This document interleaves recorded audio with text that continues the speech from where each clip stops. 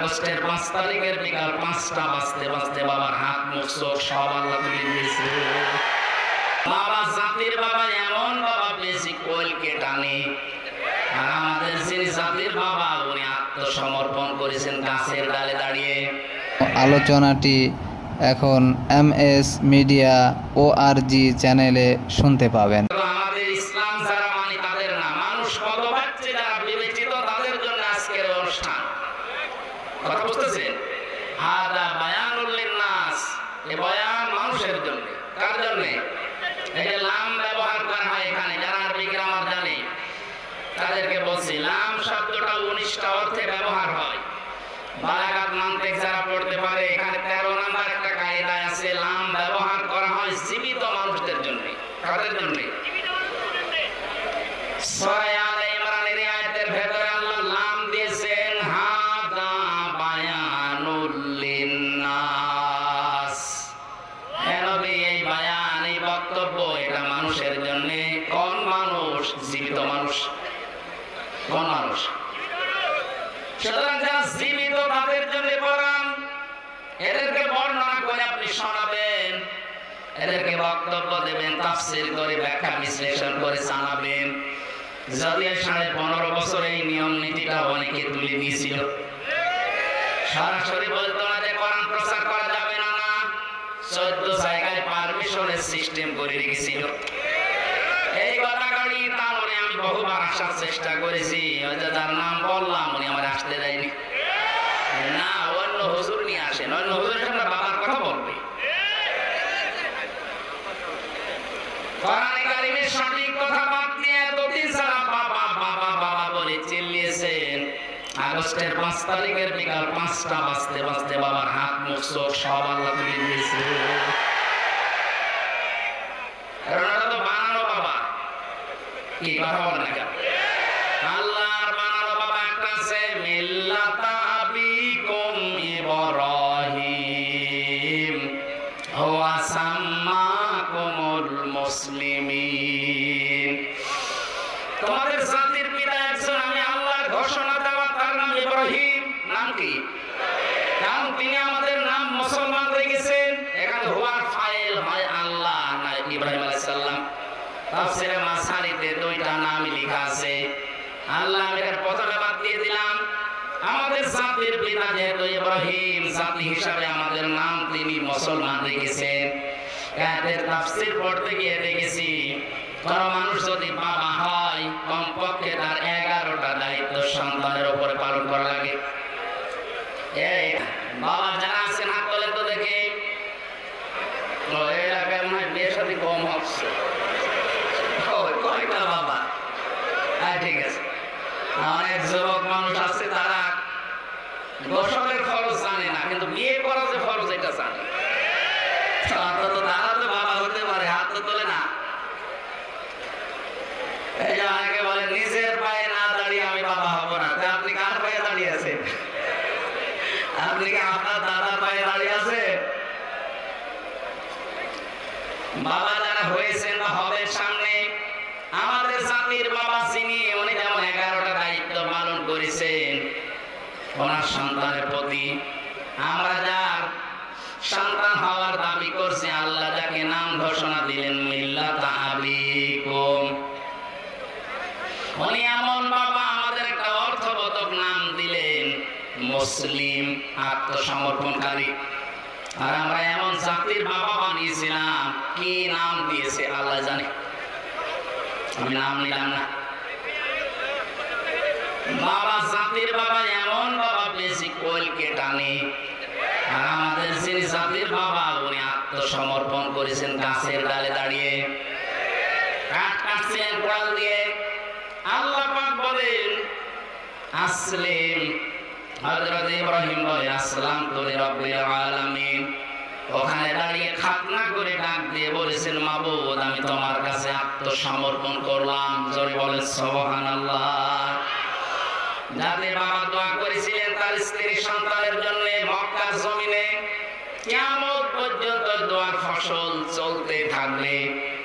তাফসীরে হাক্কানিতে আছে আমাদের যিনি জাতির বাবা হযরত ইব্রাহিম আলাইহিস সালাম, তার স্ত্রী স্ত্রী হযরতে হাজেরা, সন্তান হযরতে ইসমাইলের জন্য তিনি মক্কার জমিনে দোয়া করেছিলেন, মাবুদ আমার এই সন্তান, স্ত্রী এবং তার বংশধর কিয়ামত পর্যন্ত যারা আসবে তাদেরকে তুমি এই মক্কার জমিনে গোশত এবং দুধ এই দুইটার বরকত দিও। আপনি তাকান আইছো, মক্কার জমিনে গোশত আর দুধের বরকত আল্লাহ এত বেশি, বাবার দোয়ার বরকত দিয়েছে, কোনো অভাব নেই। এখানে অন্য কোনো ফসল নেই, অথচ উট, দুম্বা, ভেড়া, ছাগল তাই বলেন এর গোশতের এবং দুধের কোনো অভাব নেই।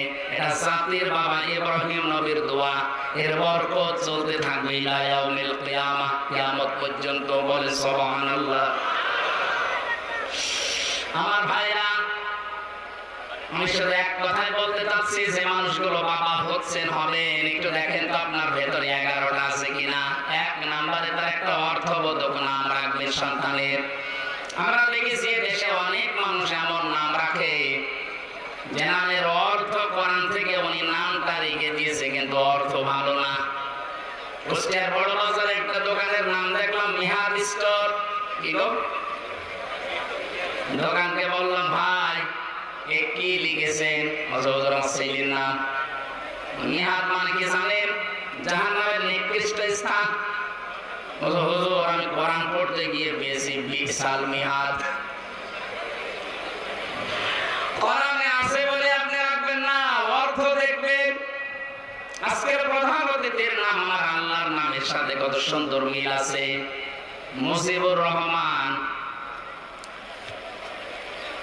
এখানে আহ্বান জানাচ্ছি যারা বাবা হচ্ছেন এই দায়িত্বটা পালন করবেন। 2 নম্বরে তার ডান কানে আযান, বাম কানে ইকামত দেবেন। এই সিস্টেমটা ডেলিভারি বাড়িতে না হওয়ার কারণে ক্লিনিক, হাসপাতাল, এই সিজারের মাধ্যমে যেগুলো হচ্ছে এগুলোর কানে এখন আযান দেওয়ার সিস্টেম বন্ধ হয়ে গেছে।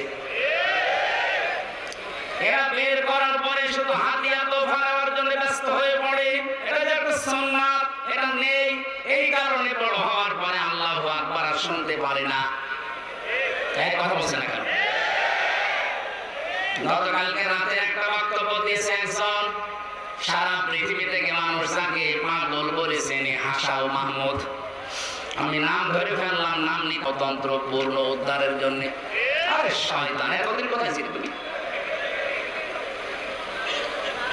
৪৪ সালের প্রথম দিকে ঘোষণা দিয়েছিল যারা লিল্লাহে তাকবীর, আল্লাহু আকবার এই ঘোষণা দেয় তারা রাসাকার।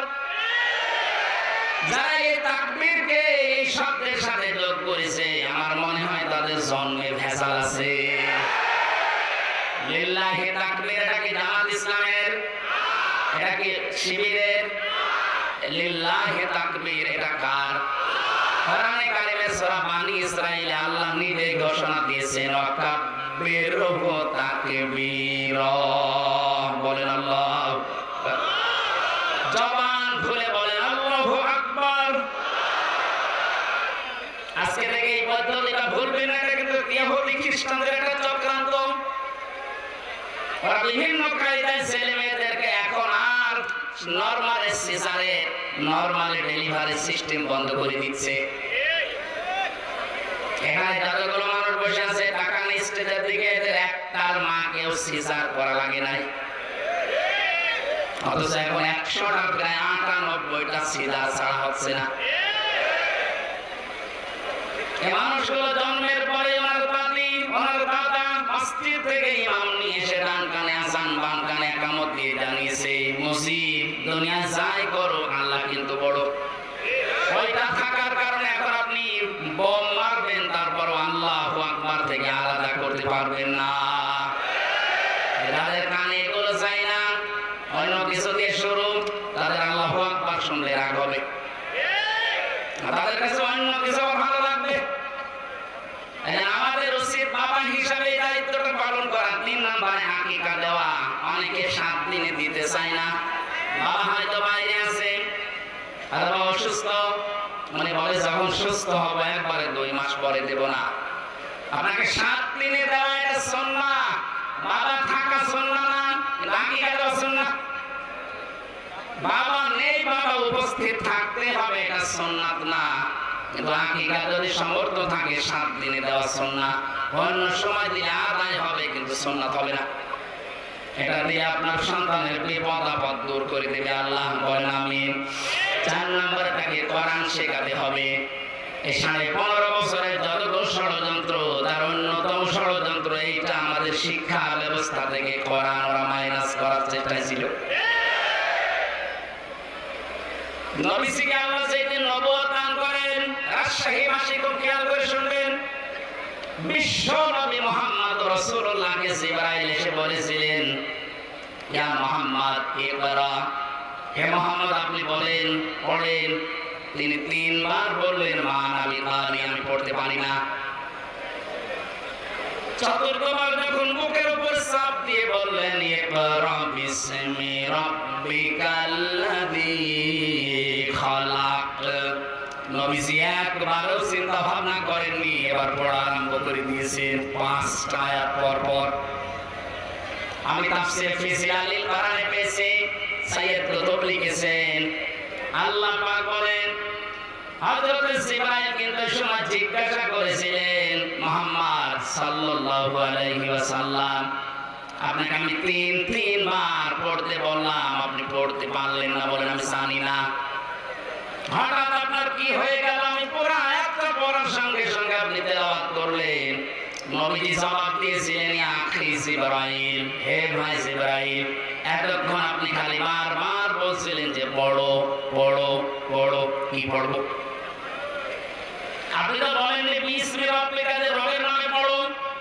যখনই বললেন যে রবের নামে পড়ো, তখন আমি আর 1 সেকেন্ডও দেরি করি নাই, কারণ আমি এইটাই চাচ্ছিলাম, আমি পড়া শুরু করবো আমার রবের নামে, যিনি আমাকে বানিয়েছেন।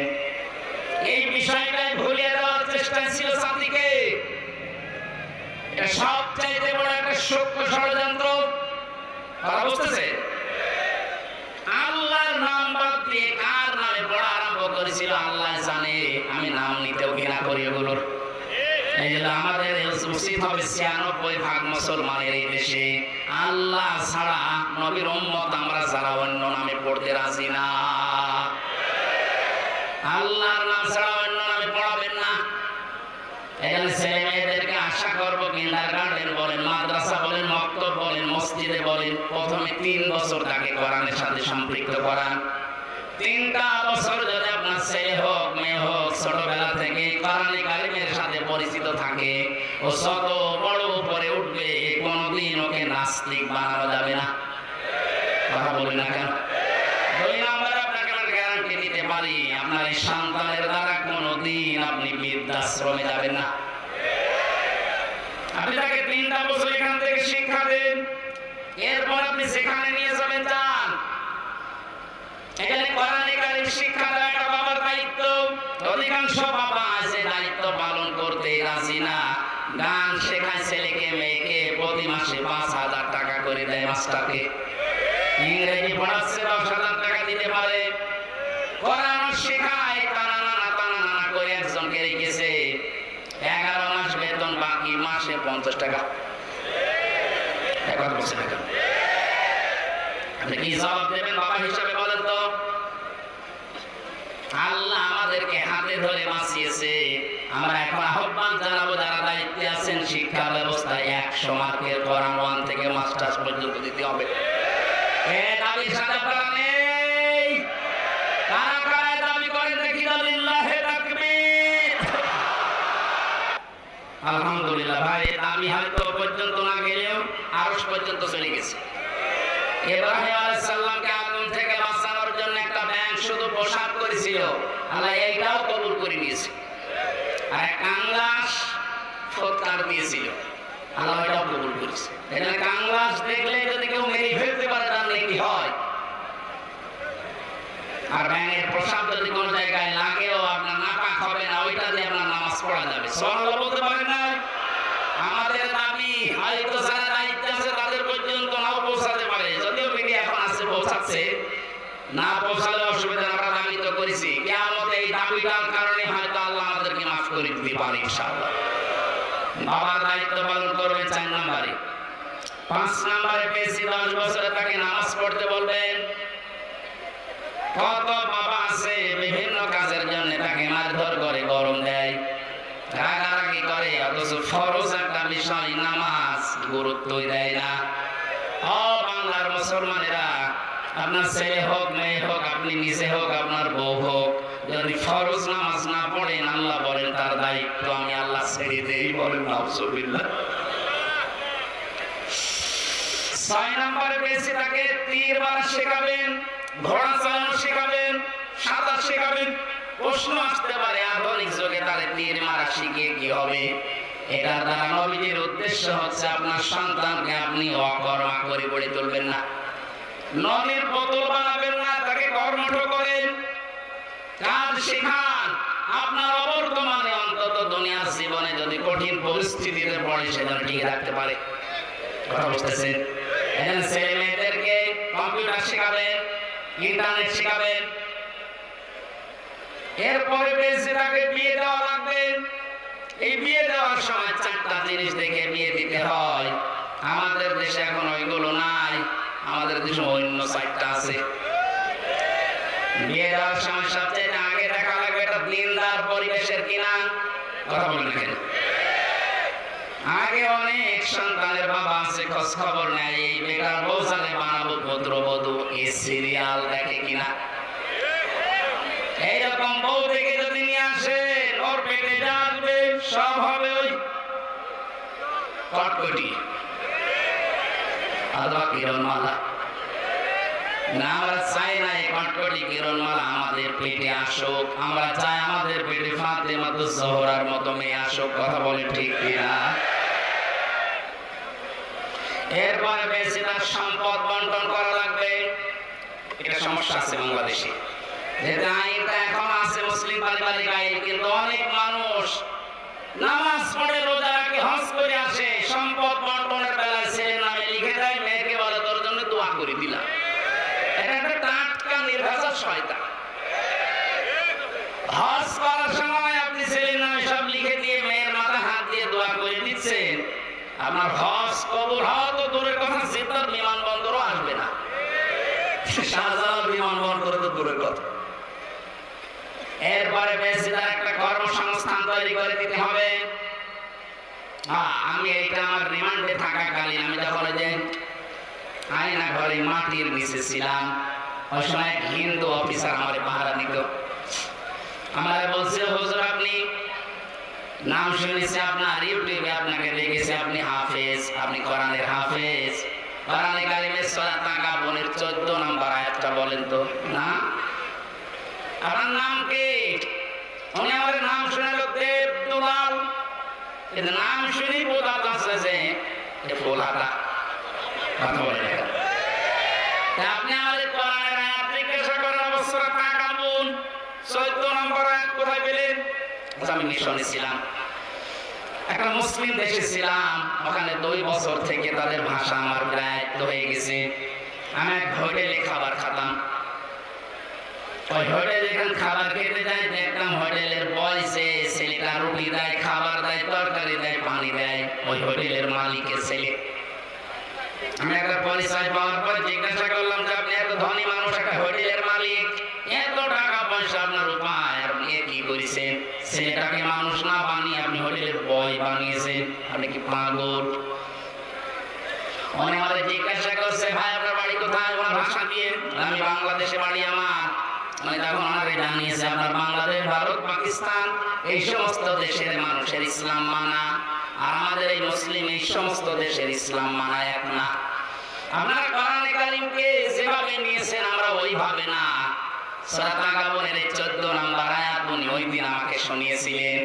আমি যদিও বাংলায় মুখস্থ করেছি, ওই দিন থেকে আমার একটা আলাদা বিশ্বাস ওই দোকানদারের উপরে। দোকানদার ওনাকে বোঝাচ্ছে ভাই ইয়া আইয়ুহাল্লাযীনা আমানু ইন্না মিন আযওয়াজিকুম ওয়া আওলাদিকুম আদুওয়াল লাকুম ফাহযারুহুম ইলা আখির আয়াত।